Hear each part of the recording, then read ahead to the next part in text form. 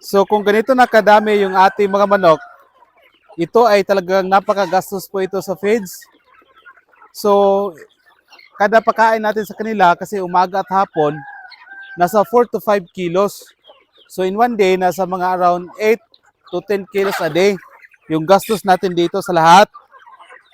So ngayon, yung ginagawa ko para bawasan natin kunti yung kanilang feeds ay nagbibigay ako sa kanila ng mga damo. Yan oh, pakita mga damo kung ano lang po yung nandito sa paligid para nagdagan yung mga pagkain nila.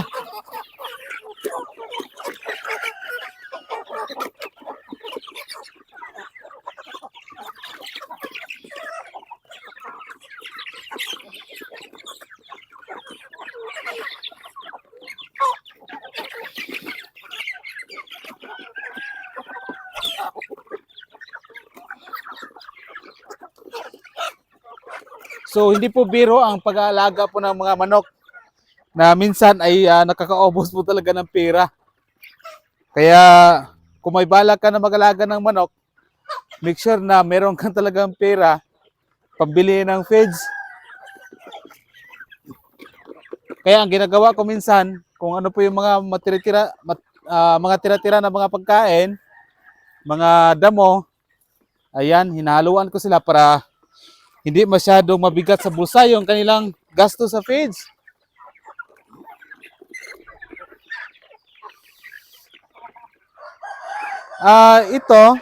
Malaki na po yung ating mga manok dahil una, nagpipili kasi ako ng nagsisilik kasi ako na gawing pang breeder ko dito. Kasi yung ibang manok ko dito medyo may edad na. So, for example, ito yung napipili ko. Marami pa rin, ito yung napipili ko. So, marami pa din dito, oh. So, maya-maya ay kuha tayo ng damo para sa kanila.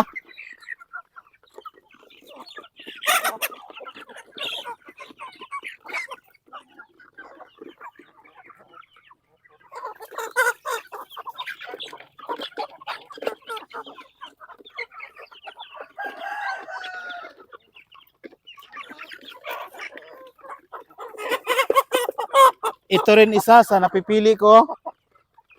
So, papalitan natin yung ibang mga inahin dito na may edad na. Kasi mahina po silang mangitlog.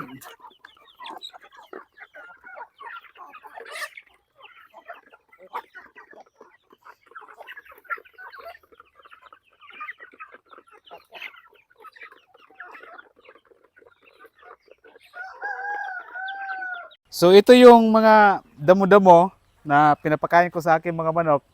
Kung bawasan ko yung feeds nila, yung ganito na damo, oh. Ito ay kusang tumutubo lang to, hindi to tinatanim. Kaya hindi ito pina-spray dahil magagamit ito para sa ating mga manok. Pagkain.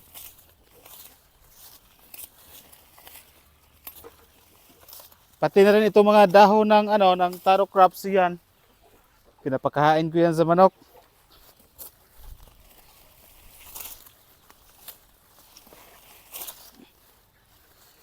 So, paborito talaga ito sa mga manok ito.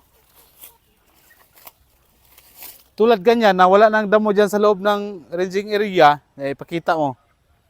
Yan, malinis na, wala na yung damo dyan. So, kailangan na meron tayong ibibigay pa rin sa kanila ng mga damo kasi importante ito sa ating mga manok.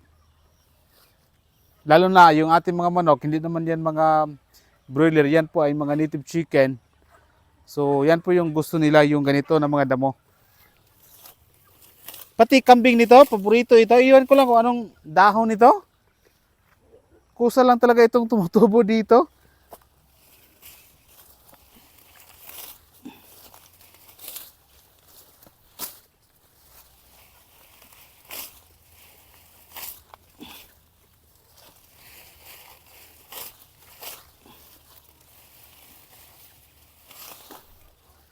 So, kumusta naman yung mga manok natin dyan, di ba? Sobrang mahal ng feeds.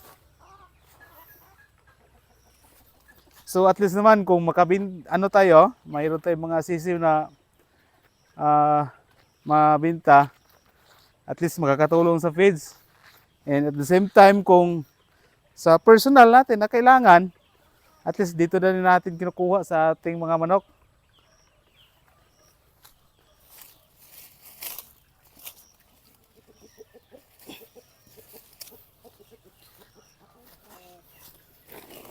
So, actually, kaunti lang to eh. Pero yan oh, dagdag na rin nila sa pagkain.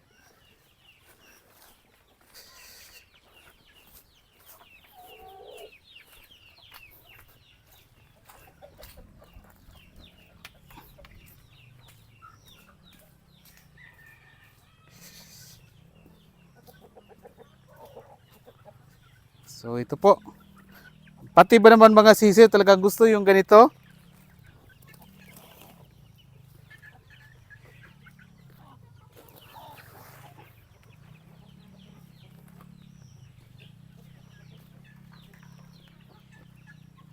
Yan o, nakita nyo yung mga sisiw na yan?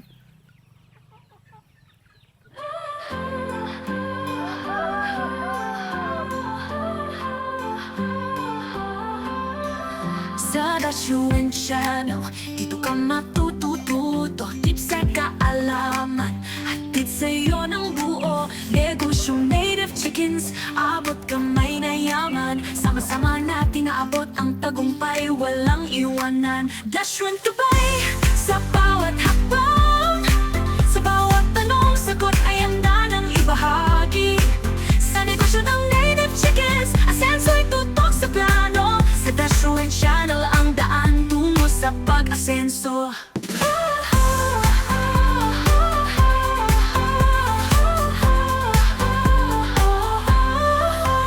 Pag-aralan ang bawat habang, bawat paraan. Sama-sama tayo sa success, walang kapantay. Kaalaman ay hatid para sa lahat. Sa Dashuin Channel, pangarap mo'y abot kamay na dapat. Dashuin Dubai, sa bawat hakbang, sa bawat tanong, sagot ay handa ng ibahagi. Sa negosyo ng native chickens, asenso'y tutok sa plano. Sa Dashuin Channel ang daan tungo sa pag-asenso. Dashuin Channel, kaalaman ay lakas. Sa bawat sipag at tiyaga, tiyak ang panlad. Negosyo'y aangat sa tamang kaalaman. Salamat Dashuin sa tagumpay ng sambayanan.